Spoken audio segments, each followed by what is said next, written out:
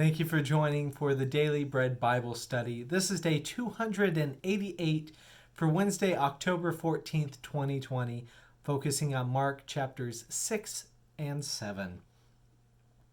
In Mark 6, Jesus visits his hometown of Nazareth, and with expectations of being welcomed, he is instead rejected. In Mark 6:3, is not this the carpenter, the son of Mary, and the brother of James and Joseph and Judas and Simon? And are not his sisters here with us? And they took offense at him. Then Jesus said to them, Prophets are not without honor, except in their hometown, and among their own kin, and in their own house. And he could do no deed of power there, except that he laid his hands on a few sick people and cured them. Because they have no faith, people are not able to be healed there. So instead of focusing on the rejection, Jesus sends the disciples out to go spread the word, 2 by 2, taking only the minimum of what they need and nothing excessive, and reminding them if they are accepted, to accept the people that they have, and if they are rejected, to just move forward and let God handle that rejection. We see an interlude here with Herod discussing that Herod learns the growth of Jesus' ministry and declares in Mark 6:16, he said, John, whom I beheaded, has been raised. Then we get the story repeated of John the Baptist's death by Herod, really on Herod's whim and his promise that he made while he was inebriated under the influence, again indicating that those with power can squash prophetic voices and kill people, even if they can't get rid of the movement that the voices are proclaiming about. Now, when the 12 disciples return, they are excited for all the ministry they led on behalf of Jesus, and then they have a recounting of the feeding of the 5,000. Where 5 loaves and 2 fish become an abundance through Jesus. Jesus seeks to pray, taking some time, I imagine, to process the death of John. And the disciples again encounter adverse circumstances on the sea. And Jesus again comes to them, calming the oppressive situation, the adverse winds, and this time walking on the water to meet them.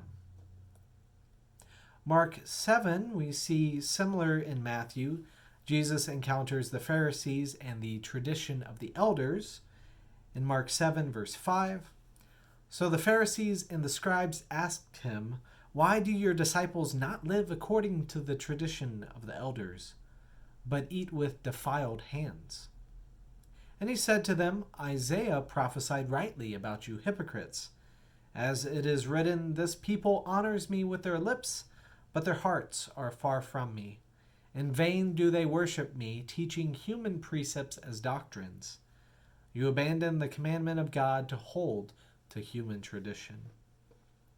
So Jesus referencing the prophet Isaiah, what he spoke in his context about the people having hard-heartedness, which leads to the exile. And Jesus echoing those same sentiments. Jesus wants to make it clear that unwashed hands do not defile, but hardened hearts do. In Mark 7:20, and he said, It is what comes out of a person that defiles. For it is from within, from the human heart, that evil intentions come: fornication, theft, and murder, adultery, avarice, wickedness, and deceit, licentiousness, envy, slander, pride, and folly. All these evil things come from within, and they defile a person. Jesus then encounters a Gentile woman, this time called a Syrophoenician woman instead of a Canaanite woman, as it was there in the Gospel of Matthew. She responds faithfully, again saying that, yes, even the dogs get the crumbs underneath the master's table. For her faith, she is healed, or her daughter is healed, I should say. And then we also see another Gentile, one with a deaf and mute condition, And this Gentile was brought forward, and after some laying on of hands by Jesus, is healed and goes about proclaiming the good news of God's healing throughout the region of the Decapolis in the Gentile territory. So, again, another healing that shows that Jesus is capable of many things that we think would be impossible, and that God reaches us if we're in the middle of the sea, if we're in the middle of a persecution, if we're suffering from feeling like we are deaf or mute, that God will give us voice and heal and restore us. So look forward to again in Mark next time.